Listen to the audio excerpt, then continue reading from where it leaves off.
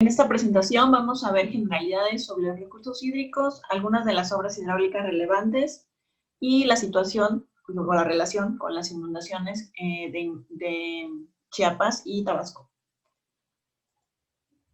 Se estructura así. Primero vamos a tocar la parte de la administración y monitoreo de los ríos. Vamos a ver por qué fluyen, hacia dónde lo hacen, cómo funcionan las presas y para qué sirven, con base en qué se sabe cuándo y dónde va a llover, cómo se protege a la población y a sus bienes, y quiénes están detrás de la tecnología, como el diseño y la operación. La primera parte, que se refiere a cuencas y ríos, vamos a enfocarnos ya en la región de análisis, es llamada la cuenca muchas veces Grijalbo-Usumacinta. Lo que se ve en la imagen es la clasificación en alto, medio y bajo Grijalba. Esta sería la parte alta, media y baja. Y lo que está hacia la derecha es la cuenca del río Usumacinta. Si cargáramos los ríos principales, vamos a ver esto. Y si hacemos un zoom, vamos a ver la red tan densa que hay en esa región. Algunas son corrientes intermitentes, pero muchas simplemente tienen un caudal menor, pero están ahí. Por lo cual nos conviene clasificarlas en grupos de cuencas que se llaman regiones hidrológicas o subregiones hidrológicas. Y, por ejemplo, en el simulador de flujo de INEGI podemos ver incluso la dirección del flujo de estos caudales, en caso de que haya dudas debido a que es una zona con alta densidad de corrientes. En general, en el país se clasifica de esta forma por grupos de cuencas. Hay 37 regiones hidrológicas y esas a su vez se agrupan formando 13 regiones hidrológicas administrativas. Cada una de esas 13 regiones corresponde a un organismo de cuenca, que sería la unidad para su administración por parte de la Comisión Nacional del Agua, y la que por hoy nos compete es esta región. Como les decía, se llama a veces Grijalbo-Usumacinta. Sin embargo, la zona del Grijalbo es en la que vamos a estar enfocándonos. La parte azul, que va hacia el Golfo de Tehuantepec, es la región costa de Chiapas. Todas las corrientes que se encuentran ahí descargan hacia el Pacífico. Y la región verde descarga hacia el Golfo de México. Este es uno de los primeros mapas, es un mapa del siglo XVIII. Es por los primeros esbozos que se tuvieron sobre esa región, como puede verse de la parte yucateca, de la península de Yucatán, a la zona de Chiapas y Tabasco, se nota el cambio de la densidad de corrientes. Hay incluso pasajes como este, donde dice, el agua tan escasa en las tierras anteriores, aquí fluía sobre la tierra en abundancia, a veces demasiada. Y se empiezan a ver, como les comentaba, el esbozo de los ríos también que van hacia la costa. Aquí se alcanza a distinguir que dice Soconusco, es una de las zonas más lluviosas en el país. Y bueno, es una parte en el norte, en la parte del Golfo, cuando los expedicionarios de esa época venían de la península hacia esta región, mencionan que llaman a estos ríos San Pedro y San Pablo. Ahora, hay varios cambios que se hicieron, los vamos a ver ahora. Son rompidos, es decir, desviaciones que se hicieron en las corrientes. Se tienen identificados al menos estos 6. En 1518 es donde la estructura de la red, digamos, estaba sin ser alterada. Y se alcanza a notar en estas zonas que se circundaron con rojo, bueno, la parte que donde dice Guatemala es el nacimiento del río Grijalba. En algunos documentos se les llama, o se le llama también río Mazapa, río Grijalbo-Usumacinta, perdón, río Grijalba-Mezcalapa, y Río Grande, tal vez, en algunos otros. En 1675, el flujo está indicado con las flechas en azul, pero en 1675 ya ocurre el primer desvío. Vamos a hacer un zoom. Aquí se alcanza a distinguir y no deja de ser una red muy densa, aunque solo están las corrientes principales. Pero este es el primer rompido que ocurre a la altura de Nueva Zelanda, porque así se llama el poblado. En ese primer rompido se forma o se mueve esta zona. En lugar de continuar hacia el Golfo directamente, se mueve hacia Villahermosa, pretendiendo explotar más los recursos hídricos al tenerlo cerca de la ciudad capital. Después, al notar que afecta y provoca inundaciones, porque es un cauce con bastante caudal, entonces en el 1881 se desvía nuevamente hacia el Golfo y se forma el río Carrizal. Para 1904 hay otro rompido, se marca aquí en verde, y se llama La Pigua. Hacemos un zoom y se vería algo así. Es en esta zona, en la zona que queda en el centro, en la zona de Villahermosa. Aquí estamos marcando lo que fue el primero, el de Nueva Zelanda, donde el río Mazapa, como les decía, que se le llama en esa época al Grijalba, se desvió hacia Villahermosa. Y luego hubo un segundo para volver a moverlo, por eso se tiene otra corriente aquí al norte de la ciudad. Después se vuelve a conectar en ese tramo que está señalado con la llave. Aquí también se especifica que el río que bajaba de los ríos de la sierra se le denominaba Grijalba. Por eso se hace referencia a este rompido de la Pigua, comentando que el río Carrizal se vuelve a reunir acá, en esta zona, con el río Grijalba, pero es el río que viene desde la zona serrana. Para 1932, el desvío del río Mezcalapa hacia la zona de Cunduacán, Jalpa de Méndez y Nacajuca es en esta zona. Es decir, lo que se tenía ya como río Mezcalapa en este caso, pero que se derivó del rompido, se mueve hacia el norte. El río Carrizal es el que está acá, y aquí se hace un desprendimiento, digamos, un desvío. Para 1940 se forma el río Samaria, que es este, que está acá. Aunque aparece en la imagen, es hasta 1940 que se tiene registros de que este río aparece. Va en una parte paralelo al río Carrizal, pero este queda al norte de la ciudad de Villahermosa, el Samaria. Así es como se ve ya para 1952. Se le llama rompido de cañas y al parecer se forma este río. Pero esa referencia concuerda con la trayectoria que tiene el río Samaria. Para el 52 está el rompido de Veladero. Veladero solo fue intermitente. Lo que ocurre aquí es que la desviación que se había hecho del Mezcalapa pretende regresar hacia esta trayectoria que tenía más directa hacia el Golfo. A este tramo se le denominó río seco, una vez que quedó casi sin caudal, prácticamente, porque se había desviado a la ciudad de Villahermosa. Entonces, lo que ocurrió fue que pretendía, y por eso muchas veces se dice que el agua tiene memoria, porque buscó nuevamente este camino hacia el Golfo. La red que tenemos actual, y esta es una forma simplificada, porque por obvias razones el mapear toda la red que es tan densa es bastante complejo, pero poniéndola en contexto, a esta parte que se le llama Río Alto Grijalba, que es la zona donde empieza desde Guatemala. Esta zona en azul que se ve aquí es el embalse más grande del país en volumen, la central hidroeléctrica La Angostura, por eso lo de CH.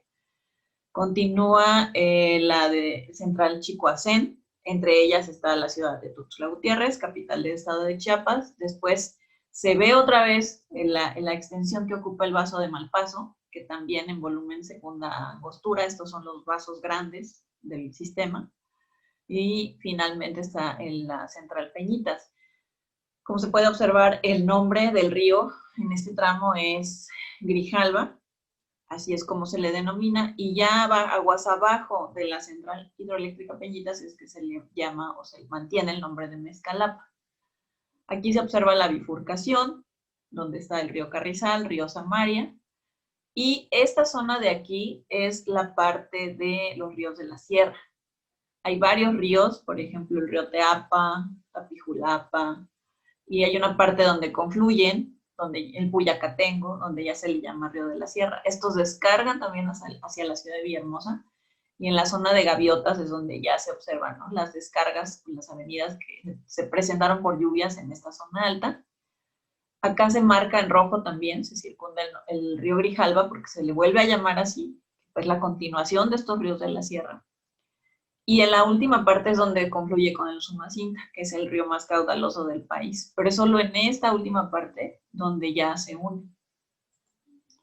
Ese es un esquema también más simplificado, pero donde se observa desde lo que fue la zona del primer rompido, cómo se divide, aquí cómo se bifurca el río. Recordemos que el sentido es hacia la derecha, en este caso, y acá está la ciudad de Villahermosa. Esto ya deja de ser algo esquemático y se hace un zoom en esta parte. Ahora aquí donde avanzamos hacia Villahermosa, se observa que hay un viejo Mezcalapa, que es la primera trayectoria de la desviación que se hizo. Por eso queda este nombre aquí, es el viejo río Mezcalapa. Después se formó el Carrizal, como vimos en la cronología, y después el Samaria, que está más al norte, está entre Cunduacán y Villahermosa. Bueno, hasta aquí hemos visto la red y una pequeña parte al principio de cómo se clasifica o cómo se organiza. Es por la alta densidad en algunas regiones que es necesario separar, poner nombres, y aunque algunos nombres se repiten, coinciden o cambian en algunos tramos, tenemos ubicado en parte por las poblaciones donde se encuentran. Ahora, sobre los ríos. Bueno, esa región tiene mucha relación la alta densidad de ríos con la ocurrencia de lluvias. Este es un mapa del Atlas de Riesgo del estado de Tabasco. Se observa en tonos azules cómo es la variación de la precipitación. Entre más claro es, quiere decir que llueve menos, pero no quiere decir que llueve poco. Pero si observamos en la parte de la sierra, es donde se tienen las precipitaciones mayores, también aquí, en la región que está más cerca del sistema Grijalva, y tenemos precipitaciones superiores a 4 metros por año. Es decir, aquí se reciben las precipitaciones más altas de todo el país, y esto se refleja en una red densa como la que vemos aquí. ¿Qué ocurre en esas zonas? Bueno, en la esquina vemos una foto de una zona de regulación, es decir, el río se ve al centro, pero hay tanta precipitación en ocasiones que aunque el río no desborde, vamos a tener estas zonas inundadas, porque son partes bajas. Es una zona que se le llama planicie tabasqueña, porque es una zona con elevaciones muy cercanas al cero, a los 0 metros sobre el nivel del mar o al nivel del mar. Acá en la esquina vemos las elevaciones que tenemos, andan del orden de 5 a 7 metros sobre el nivel del mar. Entonces son partes muy bajas. Ahora, aunque ha habido cambios o modificaciones a las trayectorias originales, por así llamarlas, de los ríos, no quiere decir que por sí mismos los ríos no presenten cambios. Por ejemplo, si reunimos imágenes satelitales, podríamos ver cosas como esta, que se forman meandros, que cambian, que se vuelven a veces pequeñas zonas muertas o lagunas. Vemos una zona como esta, por ejemplo, en Bangladesh, es una región con altas precipitaciones también. Esto que vemos en la imagen en azul, también reciben ahí del orden de los 4 metros de precipitación por año de lluvia. Y con una revisión de imágenes satelitales de 30 años, se observó esto. Todos los cambios que pueden presentar las corrientes. Es decir, no porque estemos a un lado de una corriente, quiere decir que se va a quedar ahí y no va a presentar cambios y no nos va a afectar. Hay muchos factores que intervienen, no solo los humanos, para que los ríos que están vivos se comporten. Por ejemplo, las pendientes, los eventos, el material que se arrastra. Todo eso lleva a cambios importantes. Ahora, ¿cómo funcionan las presas? Vamos a verlo de forma muy general, porque en realidad lo que veríamos en casi cada una de estas láminas se podría detallar y profundizar bastante. Vamos a hacer una simplificación. El embalse consta muchas veces de una cortina construida durante años, probablemente es un proceso tardado. A esto se le denomina cortina, aunque muchas veces le decimos presa. El embalse o lago que se forma de manera artificial al construirla. Y ese embalse muchas veces se mantiene en ciertos niveles. Bueno, simplificando, la parte más baja de ese volumen de agua o de ese lago se le denomina volumen muerto. Esto no va a ser aprovechado, no va a ser utilizado. En medio se tiene un volumen útil. Este sí, este es el que entra, sale y se destina a diferentes usos. Por ejemplo, riego, abastecimiento y otros más. Y la última parte le podemos denominar volumen para control de avenidas. este es el que se mantiene libre para que cuando ocurra un evento importante de lluvias, todo el agua que escurre, todo el escurrimiento se pueda controlar aquí y no llegue directamente a las poblaciones que estén aguas abajo. De cualquier manera, aunque se permita la salida del agua, va a ser de forma controlada. Si hacemos un corte, lo que vamos a ver va a ser algo así.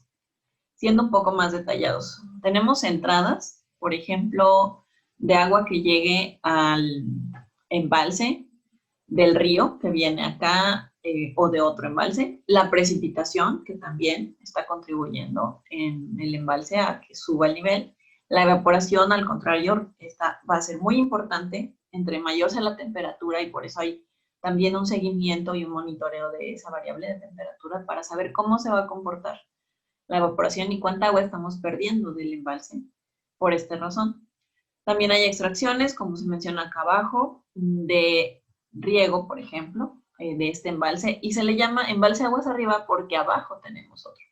Pero antes de pasar a ese, hay una parte aquí en la cortina, de forma muy esquemática, pero estamos diciendo agua turbinada. Esa agua es en el caso de un embalse hidroeléctrico o una central hidroeléctrica. Se manda a la parte de generación y después, al pasar por las turbinas, hace o contribuye para la generación, pero después puede dejarse correr aguas abajo. Y en este caso está llegando a un embalse más pequeño, que se dibuja aquí, aguas abajo. Esas son entradas para este embalse, que también tiene sus salidas, y esas salidas se van a destinar o se van a mandar al cauce que continúa. En este embalse de arriba también se dice salidas por obra de excedencias. Esas salidas no siempre, en todos los embalses, son continuas. Hay veces que es muy raro que se ocupe la obra de excedencias. Es para cuando el volumen que teníamos aquí arriba, como mencionamos en el esquema anterior, no es suficiente y hay que desalojar, además de lo que se saca, digamos, por riego, o que se saca para generar agua, podríamos sacar por esto, por la obra de excedencias, en inglés se encuentra muchas veces como spillway, y la extracción, en ese caso también sería controlada. Cuando se habla de abrir compuertas, por ejemplo, estamos hablando de eso, de la obra de excedencias. Aquí hacemos un esquema donde también presentamos, pero ahora en planta, lo que es el embalse en la parte de aguas arriba de la cortina, que sería esto. Esta es una cortina, imaginemos que es de concreto, y aguas abajo de la cortina, que es esta zona, lo que estamos viendo es el río que continúa, que como les decía, sí hay un cambio en el régimen, no se deja fluir de forma idéntica a como se tenía antes de una construcción, de la construcción de una presa, pero se continúa, se deja salir el agua. Y lo que vemos acá al lado, que dice obra de excedencias, arriba tiene en naranja lo que serían las compuertas, que es de las que muchas veces se habla cuando hablamos de la operación de emergencia de una presa o para eventos, para determinados eventos. Esto es como se ve en realidad. El embalse, aguas arriba, aquí está en la fotografía, luego una cortina, que en este caso también trabaja como vertedor o como obra de excedencias, y una obra de toma, aquí aguas abajo, donde está saliendo el agua hacia el río. Este es otro ejemplo, pero es una presa de mayor tamaño, es la presa Angostura, el embalse aguas arriba, la cortina, y esos dos más o menos se ven como unos canales, son unos canales muy grandes, es la obra de excedencias en este caso, se les denomina vertedores, pues estos son los canales vertedores, y a mano derecha se ve cómo es una extracción por obra de excedencia. Hay varios tipos, por ejemplo este, que es un vertedor en L, y en una parte se ve, en la foto que se ve seco, bueno, ahí no está trabajando, en la otra sí. El nivel del agua obliga a que se extraiga cierta cantidad por esto, lo cual también está considerado en el diseño de una obra de este tipo. Ahora hay de muchos tamaños, cada uno va a ser de acuerdo a las necesidades que se tienen y a la disponibilidad de recursos. Ahí se ven unas compuertas, no pasan de los 5 metros de altura, y en la parte derecha se ve una compuerta que son más o menos 17 metros de alto por 15 de ancho. Como se ve, la escala permite distinguir el tamaño, ¿no? Como es tan diferente. Bueno, este es un esquema de una presa que se tenía contemplada solamente para embalsar el agua, se bombeaba, está en una parte alta, en una montaña, se bombeaba, se tenía la medición por sensores de ese nivel de forma automática. Era la primera presa que estaba operando de forma automática, pero estos sensores, por una mala instalación, según se determinó en el análisis posterior al evento, fallaron, no hubo un control. Estas flechas indican cómo empezó a trabajar la cortina de esta presa, que no estaba diseñada para esto, para tener vertido en esta zona, y provocó una erosión en la parte baja, en la cimentación. Eso se denomina falla de una presa. Es decir, la presa no reventó, la presa falló, porque se operó de forma que no era la adecuada, no fue la considerada en su diseño. Aquí se observan los daños que ocurrieron, no hubo daños humanos, pero sí hubo que rehabilitar la presa completamente, construir, digamos, reconstruirla. Hay otros daños que se pudieron observar en 2017 en la presa Oroville. Esto fue en el canal de descarga de la obra de excedencias. Fue daño a concreto. Se tuvo muchas teorías, algunas dicen pues falta de mantenimiento. Así se veía en las tomas aéreas ya posterior al evento, donde hubo evacuación de 200,000 personas, me parece. Y como se puede ver, son obras de gran magnitud. Entonces, la rehabilitación de una obra de este tipo ciertamente va a superar los costos de lo que representa el mantenimiento. Es por eso que hay que tener mucho cuidado en no olvidarnos del mantenimiento de estas obras y también del monitoreo de los eventos. Este evento estuvo asociado a frentes fríos en esa época.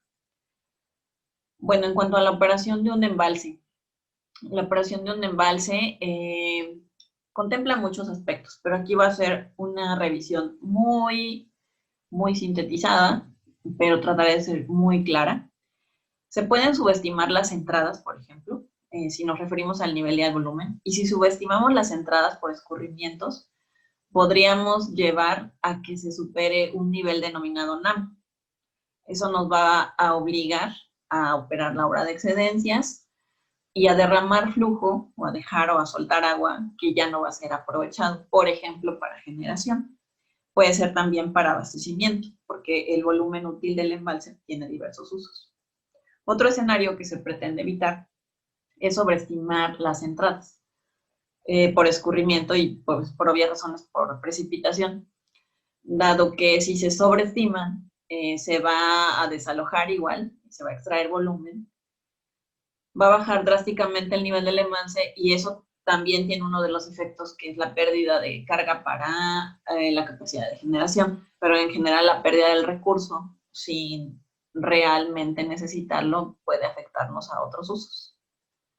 Ahora, con respecto a la zona aguas abajo, bueno, ahí serían dos escenarios principales los que queremos evitar. Uno, que superemos la capacidad de la cubeta aguas abajo o la cubeta del río y que haya desbordamientos. Y otro, que se disminuya la extracción del embalse, llegue a tal grado al caudal que sea tan poco que este no sea suficiente para la supervivencia de las especies o que no permita actividades como navegación o pesca. Hay otro escenario que debemos contemplar, que es cuando un embalse ya no cumple con la función para la cual fue diseñado.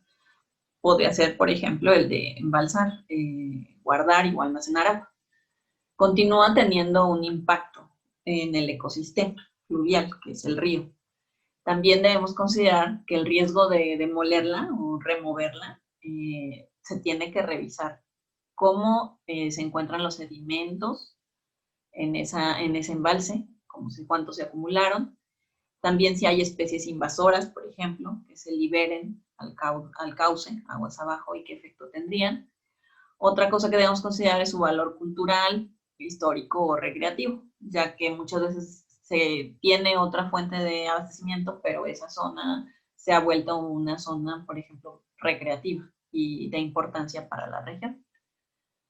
Un ejemplo también es, en nuestro caso, la zona del Cañón del Sumidero, que esto está o pertenece a la zona embalsada por la presa Chicoacén. Ahí se deben cuidar los niveles para que la operación turística o la navegación turística sea viable y no tengan problemas.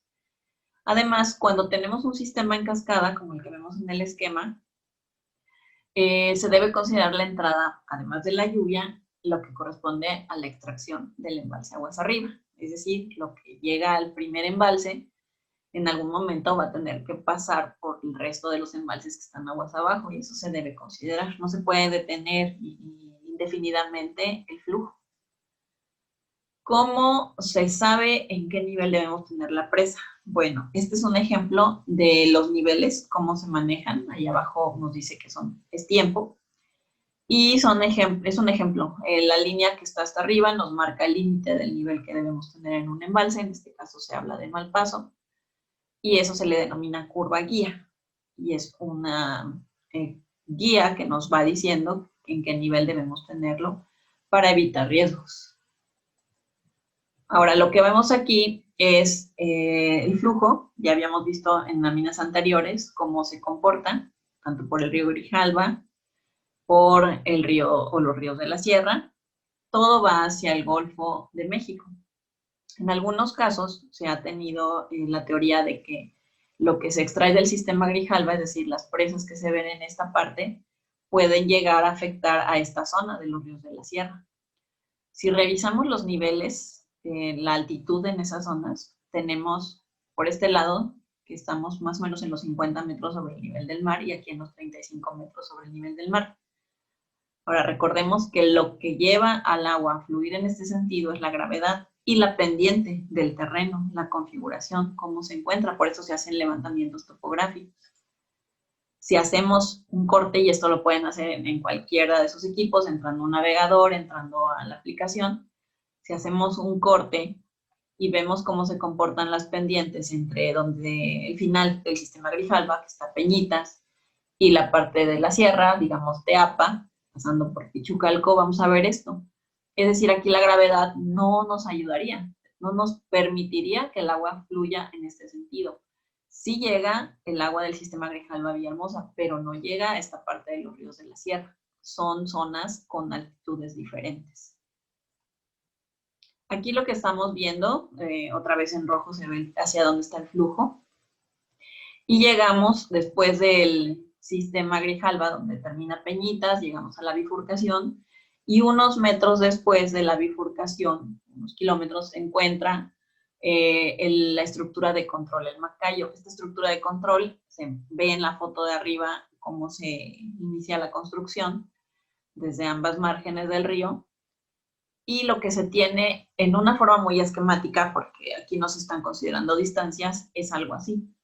En la parte inferior izquierda vemos el embalse de Peñitas, luego sigue llamándose ahorita río Mezcalapa, el flujo. Tenemos margen izquierda, margen derecha, estamos viendo hacia aguas abajo. Y cuando llegamos a la bifurcación en río Samari y río Carrizal, un poco adelante de esa bifurcación está la estructura de control. En la margen derecha se tienen 4 compuertas que se ven en la imagen de arriba y en la margen izquierda 3 compuertas. La forma, digamos, cuando no tenemos necesidad de operar esta obra, su condición es con compuertas abiertas que permiten el flujo. Ahí se va, el muñequito nos muestra cómo se tomó esa imagen. El agua está fluyendo sobre el río Carrizal hacia Villahermosa. Si hacemos un esquema de una imagen aérea, se ve algo así. El río Samaria viene acá, se va hacia el Golfo, y el río Carrizal es el que se encuentra con esta obra, que va a controlar el flujo. En esta zona se ven las 4 compuertas y acá en la margen izquierda, en esta imagen el flujo viene hacia nosotros. Entonces aquí se ven las 3 compuertas. Estas son imágenes de las compuertas cuando están abiertas y, como les decía, permiten el flujo en la dirección de la ciudad de Villahermosa. Bueno, cuando hablamos de esta estructura de control, cabe aclarar que al mantenerla abierta se permite el flujo hacia la ciudad de Villahermosa sobre el río Carrizal. Y al cerrarla, lo que ocurre es que vamos a hacer que el nivel en esta zona suba y el flujo busque una salida. Esto va a ser hacia el río Samari, que es el que va a empezar a llevar un poco más del caudal que de por sí ya lleva. En general, la distribución de los caudales no es exactamente la mitad. El río Samaria naturalmente lleva más flujo, más metros cúbicos por segundo, y al cerrar estas compuertas y frenar el flujo en el carrizal, lo que hacemos es darle al agua esa opción de buscar la parte donde encuentre salida, hacia donde fluir de manera natural por las pendientes que haya, y que encuentra y se va hacia el flujo, este flujo ahora se va hacia el río Samaria. Bueno, ahora vamos a hablar sobre cómo sabemos que va a llover, dónde y cuándo. Esto es gracias a las redes de medición, son redes de estaciones. Si entramos a la página del Servicio Meteorológico Nacional, puede verse una pantalla como esta, en la que se tienen marcadas las estaciones y se menciona a qué entidad pertenecen. Por ejemplo, donde dice GACIR, se refiere a las pertenecientes a la Gerencia de Aguas Superficiales e Ingeniería de Ríos de la Comisión Nacional del Agua. Abajo vemos PC Chiapas, es decir, a Protección Civil Chiapas y a Protección Civil Tabasco más abajo. Ahora, estas no son todas las estaciones. Aquí se muestran información o estaciones automáticas, como lo dice arriba, y se puede descargar, da la opción para descargar información de un periodo de tiempo. Pero si buscáramos información también de estaciones convencionales y todos los tipos o entidades a las que pertenecen, podríamos ver incluso algo así en algún momento, porque hay algunas que no están operando. Pero si no hacemos un filtrado, eso tiene que hacerse prácticamente de manera diaria con las estaciones automáticas, verificar si están operando. En la zona de frontera sur, en la zona del Grijalbo-Usumacinta, pero también de costa de Chiapas, al ser una ciudad, una región con alta densidad, con las precipitaciones más altas a nivel nacional, lo que encontraríamos sería algo así. ¿Cómo se ven las estaciones? Bueno, en la parte de la esquina vemos una estación convencional que está con malla alrededor. Vemos sensores también que están detectando a qué nivel se encuentra la superficie del agua, y se pueden instalar en presas o en ríos, y también se ve aquí un equipo de medición o de estimación de caudal para hacer un aforo en un río, que se llaman perfiladores. Todo eso a veces involucra una estación, porque si se requiere estimar el caudal en la sección de ese río, además se monitorean los variables de temperatura y precipitación en una estación convencional. Entonces, todos los días el operador de esa estación o los operadores van a hacer este aforo en la mañana y van a reportar la información. Quien recaba la información sobre estos datos de caudal en los ríos es la Comisión Nacional del Agua, a través de sus organismos de cuenca, y hace un informe diario con esa información. ¿Qué otro elemento es muy importante en las redes de medición para los recursos hídricos? Son los radares. Esta información que vemos aquí la podemos encontrar igual en la página del Servicio Meteorológico Nacional.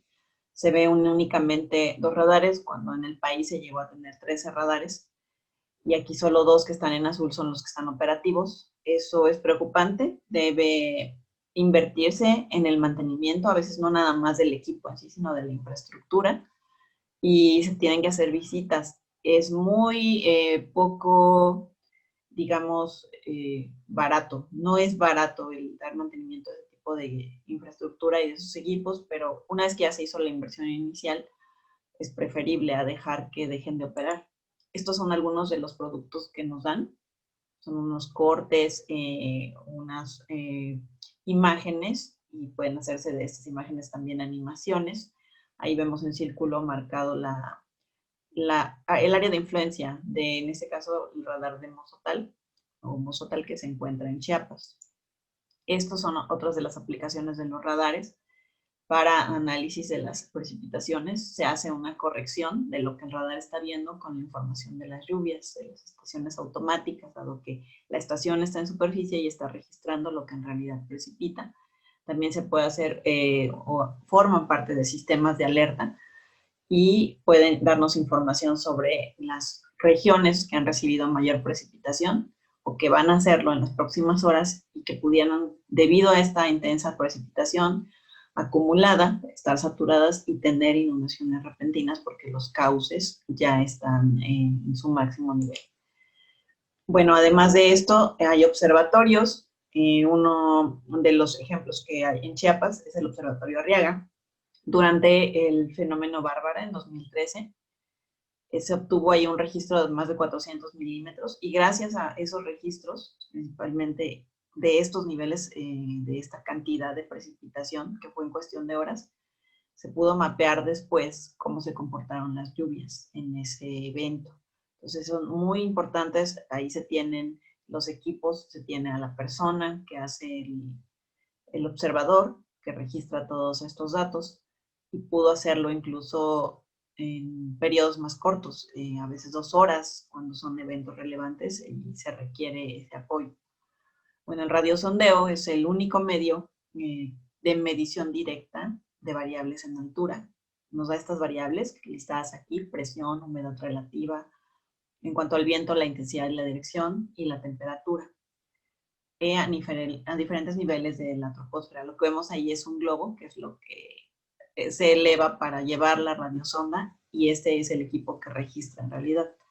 Ahora, con toda esa información, ¿quién es que se encarga de procesarla, de analizarla, de elaborar los productos que mencionamos con la información diaria, a veces con información en menos tiempo? Y bueno, los meteorólogos e hidrólogos operativos que están en los servicios meteorológicos, y hay países en los que incluso hay servicios hidrológicos, dada la magnitud del trabajo que se requiere para procesar toda esa información, analizarla y crear sistemas de alerta, como lo que mencionábamos antes.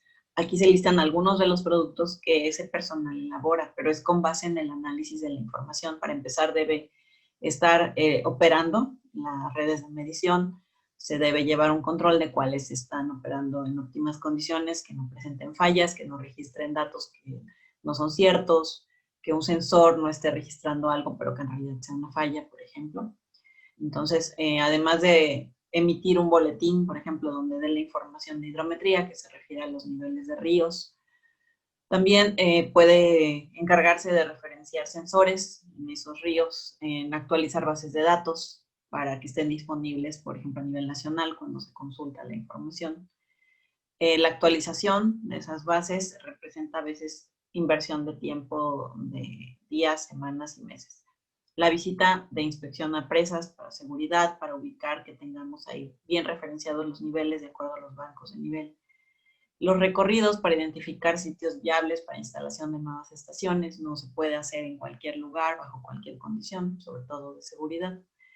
También la automatización de los procesos de análisis, muchas veces a través de programación, en equipos, en software, con herramientas de ese tipo, capacitación y actualización constante, boletines de pronóstico, seguimientos meteorológicos de determinado fenómeno, como los últimos eventos que hemos tenido en el sureste, que cuando se recibe información cada hora, cada 2 horas, hay personal trabajando para actualizar las condiciones y lo que se espera. Los avisos meteorológicos que incluyen esos eventos extraordinarios, boletines para temporada de incendios. Debido a las altas temperaturas hay zonas que son propensas a incendios, entonces también vía satélite, esa es otra herramienta que se tiene, aunque no es precisamente, no tiene que ser de la institución, porque los productos muchas veces están disponibles, muchos productos para ese tipo de usos a nivel internacional. Resúmenes mensuales de climatología, de cómo se comportan las precipitaciones, los pronósticos y boletines que se requieran, por ejemplo, para una institución específica. Esos son los servicios, ¿no? De ahí el nombre de servicio meteorológico, porque muchas veces se requiere información muy específica para ciertos usuarios y no terminaríamos de describir cada uno en poco tiempo. Ahora, para los eventos, ¿qué información se ingesta o se ingresa a los modelos, que muchas veces son muy llamativos?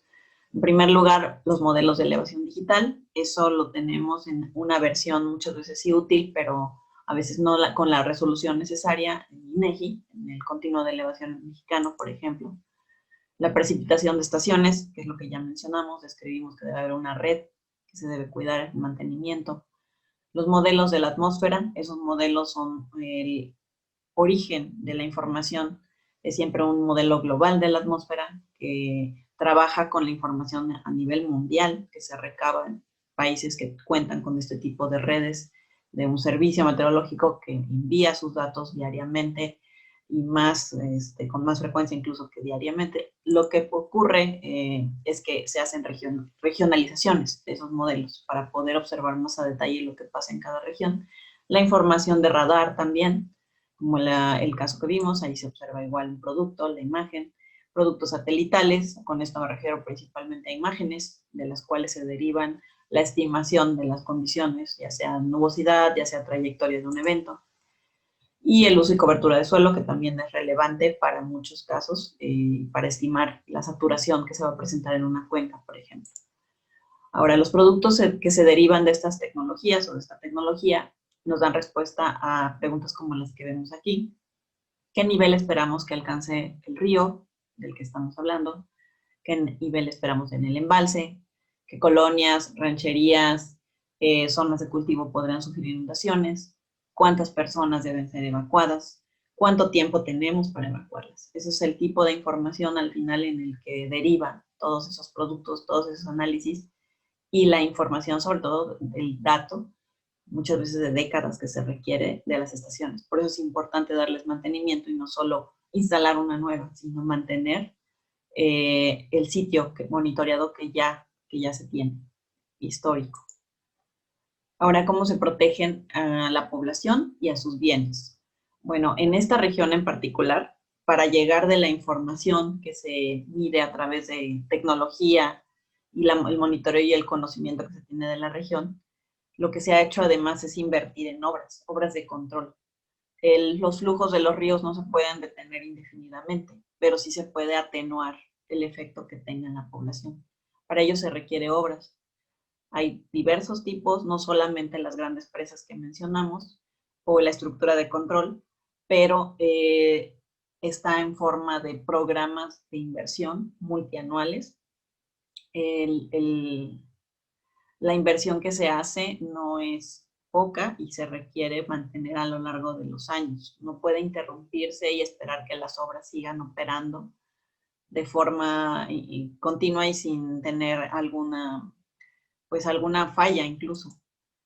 Estos son algunos de los programas o los tres principales que se han tenido en esa región. Primero se denominó PISI, Plan Integral contra Inundaciones. Ese es el monto que hasta ahora encontré que correspondía a ese programa.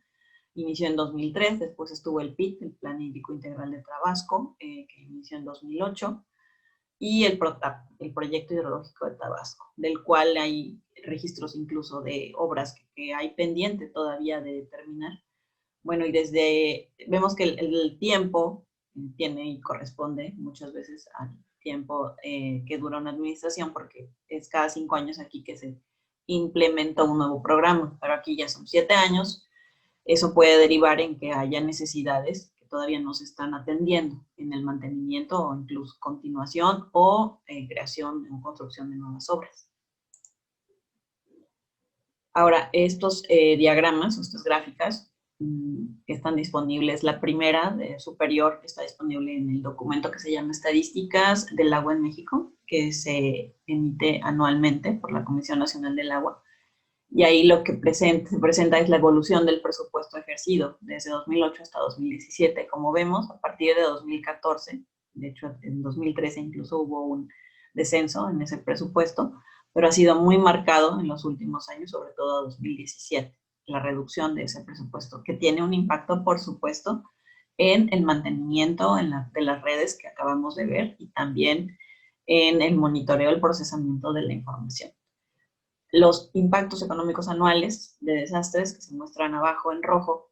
Esta información es de Senapred, este documento que se emitía anualmente, porque en los últimos años ya no se ha presentado igual, era un registro a detalle de todo el impacto y de la estimación que se tenía del impacto económico de eventos naturales. Había también eventos socioorganizativos, pero en el caso del tema que estamos hablando nos interesaba y se tenía ahí un registro. De esta manera podíamos identificar en qué región del país es que se requería, por ejemplo, rehabilitar o extender o hacer más densa la red de medición para monitorear y alertar a la población en tiempo. También aquí estamos viendo los impactos. En 2010 fue uno de los años con mayor impacto. Solamente en 2017 se superó los daños por eventos hidrometeorológicos debido al sismo, pero eso fue un año excepcional y ya no está aquí registrado. Pero en los años anteriores, como se puede ver, el 2010 fue uno de los que estuvo rompiendo récords en cuanto a daños a nivel nacional. Ahora, ¿quién está detrás de la tecnología? Aunque ya comentamos algunos aspectos de esto, vamos a ver de manera puntual solo este aspecto de tecnología. En el sector hídrico podríamos hablar desde 3000 años antes de Cristo, ya que ahí fue cuando se construyeron los primeros embalses en Mesopotamia. Después, 500 años antes de Cristo, ya se tienen registros de precipitación en Grecia. En el siglo XVII ya se dan las primeras mediciones hidrométricas en Francia, en el Sena. En el siglo XIX se empiezan ya a tener los primeros modelos basados en datos, en inglés Data Driven Model. Y en 1889 las mediciones diarias en Canadá ya se implementan. Para 1906 ya se tiene una red de 290 estaciones en Suiza. En 1950 se empieza ya a trabajar con ENIAC. Ahí el pronóstico meteorológico, implicaba días y no arrojaba resultados positivos o resultados acertados. Sin embargo, fue el inicio y fue de gran relevancia para lo que continuó después. En el 57 se da el lanzamiento del primer satélite artificial y en el 60 es el primer satélite meteorológico.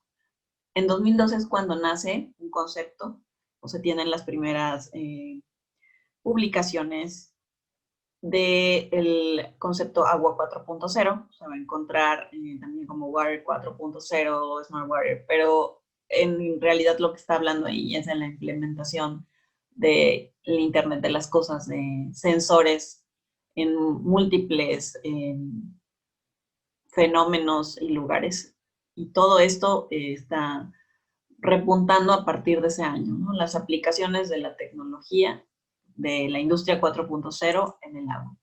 En 2016 es cuando se hace el lanzamiento de los satélites GOES, la nueva generación, al inicio llamados GOES-R, y en este caso, para la evaluación de los recursos hídricos, tiene todavía un número de aplicaciones que no se ha explotado, sigue creciendo. Bueno, hay instituciones como el Tecnológico de Monterrey que sí está preocupada y se ha dado cuenta del valor de esta información. Entonces, se tiene una red de 8 estaciones meteorológicas automáticas. Representa una inversión, fue gestionado por el doctor Aldo Ramírez en gran parte, porque incluso el diseño de la red y la ubicación es relevante. Entonces, no, como comentamos antes, no es algo que se pueda hacer al azar o se pueda instalar en cualquier sitio.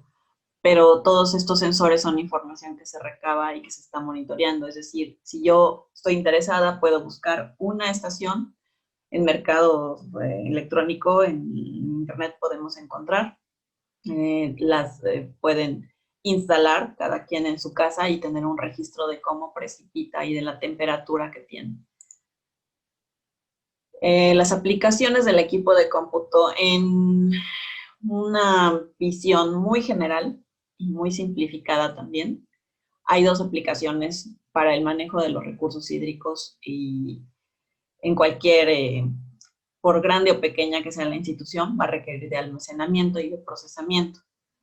A mayor capacidad y a mayor inversión se va a incrementar la necesidad de procesamiento, pero para almacenar la información como imágenes de radar, productos satelitales, datos de precipitación, que pueden ser tablas incluso de hojas de cálculo, pero al final representan o requieren de espacio para almacenar, de equipos.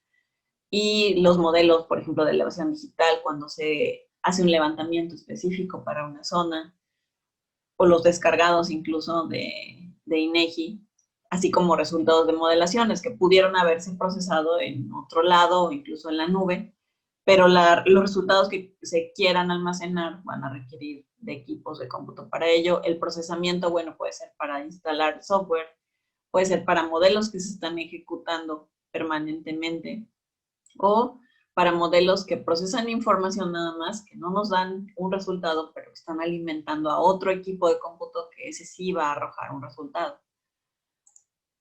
¿Cómo se ve? Bueno, los resultados pueden verse así. La ventaja ahora es que cuando no podemos imaginar o no podemos explicar de una forma numérica y no sería suficiente, cómo va a afectar, por ejemplo, el desbordamiento de un cauce, podemos hacerlo a través de estos modelos. En la gráfica que se ve aquí en color morado, lo que se demuestra es el impacto, la llegada a tierra del huracán Katrina de 2005. Toda esta visualización que antes era compleja o que se hacía de manera muy sintetizado, todavía más, ¿no? De lo que ahora estamos limitados, se ha ido haciendo cada vez más sencillo. Representa ese tipo de fenómenos, pero de manera muy visual, respetando incluso el tiempo en que ocurre, ¿no? Y mostrando en qué espacio y qué extensión va a afectar. ¿Qué otra tecnología hay? Bueno, esto que se utiliza en algunos embalses para dar una mayor altura, puede ser usado también a nivel doméstico. Ya ha ocurrido que hay quien hace uso de este tipo de tecnología para protegerse de un cambio en la elevación de los cauces y un desbordamiento.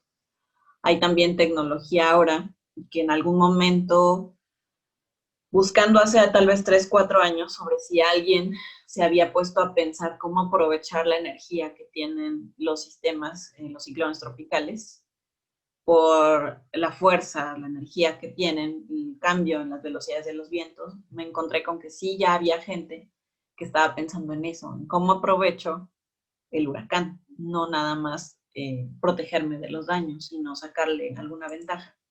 Bueno, ya existe ahora como un producto, después de 3, 4 años incluso se han formado ya empresas que se dedican a esto. Este tipo de estructuras, por ejemplo, este que aprovecha el oleaje, también hay, aquí se muestra cómo se descarga, la embarcación la deja, se estabiliza, se ancla, y esto está generando y resiste el impacto o el oleaje, que es una energía también y fuerza. También hay versiones híbridas que pueden servir como batería, en ambos casos, solamente que aquí además tiene paneles solares. Otro de este tipo de desarrolladores lo que se puso a pensar es cómo aprovechar los vientos. Se le ocurrió, bueno, ¿por qué no ponemos una especie de turbina, pero para los techos de las casas? Entonces está diseñado para proporcionar energía a través de la energía que genera a partir del viento que se suministrarla a los hogares en donde está instalado. Otra de los productos es la turbina eólica Magnus de eje vertical, que está ya en prototipo, ya está instalado, eso se ha instalado en Japón. Y ahí, bueno, las pruebas que hicieron fue una turbina que resistiera el efecto de los vientos a altas velocidades que reciben. Esto se puede consultar en la página que se menciona aquí. Hay videos de cómo opera, pero ya se constituyó en una empresa, no nada más en un análisis. Ahora, para el estudio de los recursos hídricos, bueno, hay todas estas áreas, seguramente hay algunas más. Las primeras que se mencionan, como meteorología y climatología, algunas veces se confunden, pero no es exactamente lo mismo de lo que se ocupan. La meteorología es quien nos está informando muchas veces del pronóstico en corto plazo y la climatología hace uso de datos de décadas. Es quien requiere esa información para darnos a veces características muy relevantes, darnos noción de qué podemos esperar en una región, de los umbrales, ¿no? De qué tan poco, qué tanto podría precipitar, por ejemplo, en una región, y así la hidrología, la hidráulica, mecánica de fluidos, y bueno, podríamos encontrar más. Cuando abordamos problemas de recursos hídricos, normalmente para fines académicos se separan meteorología, hidrología, hidráulica, por poner el ejemplo de 3 áreas. Se delimita muy claramente muchas veces de qué se encarga cada una. Cuando abordamos problemas en la vida real, ese límite es difícil de ver. Muchas veces terminamos usando herramientas, un área y de la otra, porque cada una de ellas tiene sus fortalezas, nos puede dar respuestas a varias interrogantes y acabamos de ir resolviendo, pero usando más de una de las áreas. Ahora, cuando hablamos de tecnología actualmente, como les comentaba, ya tenemos la capacidad para producir este tipo de animaciones y hacer o transmitir lo que se está obteniendo de resultado. No tenemos que esperar que el otro lo imagine o tenga en mente exactamente todas las magnitudes de las que hablamos, porque podemos dibujarlo, podemos animarlo. Esto empezó con alguien que se puso atención a un fenómeno, lo describió de manera numérica, lo describió ahora después con ecuaciones en forma. Aquí lo que vemos son una función. Y de ahí pasó a un código, apoyándose tal vez muy probablemente en esquemas simplificados de lo que ocurría. Y ese código alimentó a un equipo de cómputo, a un procesador. Lo que primero se obtuvo tal vez sean esquemas, líneas, gráficas. Posteriormente ya se pudieron representar imágenes o en un mapa, la localización. Y ya ahora tenemos este tipo de resultados que nos ayudan a transmitir en cuestión de minutos lo que se espera. Como parte de las conclusiones, por ejemplo, tenemos que el monitoreo de los recursos hídricos, y aquí hacemos mención de las variables ya mencionadas, precipitación, gasto caudal, nivel, evaporación, es una de las áreas más beneficiadas por el desarrollo de la tecnología en las últimas décadas. Esta tecnología requiere inversión no solo para su compra, sino también para su mantenimiento. No podemos innovar en cuanto a tecnología, no nada más en esta área, sino en otras, pero para saber hacia dónde vamos, necesitamos conocer cómo se está comportando la naturaleza, qué es lo que necesitamos. Esto se hace a través de la medición de estas variables que ya mencionábamos. Y necesitamos medición tanto en superficie como en la atmósfera. Estos son los ojos de la gente a cargo de los pronósticos y también de ofrecernos un panorama futuro de qué podríamos esperar, pero lo hace con base en la observación. El comportamiento de la precipitación y los escurrimientos, como ya dijimos, que son variables las más relevantes, se conocen a través de la medición diaria. Por eso es tan importante seguir contando con la medición de esos puntos, porque se requieren décadas de datos. Los registros completos nos ayudan a pronosticar con mayor certidumbre. La medición por medios convencionales, es decir, que una persona vaya, revise el pluviómetro, revise el nivel, anote un dato, lo registra a mano, después lo pasa vía telefónica muchas veces y se registra ya en el centro de control o de donde se recaba la información, no se va a suplir con la tecnología, se complementa. Podrá haber casos en los que no haya más remedio que dejar solo una estación, pero la Organización Meteorológica Mundial recomienda tener esta duplicidad. Es una forma de estar complementando, ¿no? Y no perder la información. Para innovar se necesita criterio, el criterio formado con la experiencia de varios años hidrológicos en una región. Para el uso correcto y bien aprovechado de la tecnología es esencial el personal operativo, hidrólogos y meteorólogos, por ejemplo, que hayan estado en contacto directo con los fenómenos, es decir, con los datos que están recibiendo en tiempo real, muchas veces con un retraso de 1 hora, pero eso es lo más tiempo real que tenemos en la actualidad, y las consecuencias del impacto en la región que están a cargo.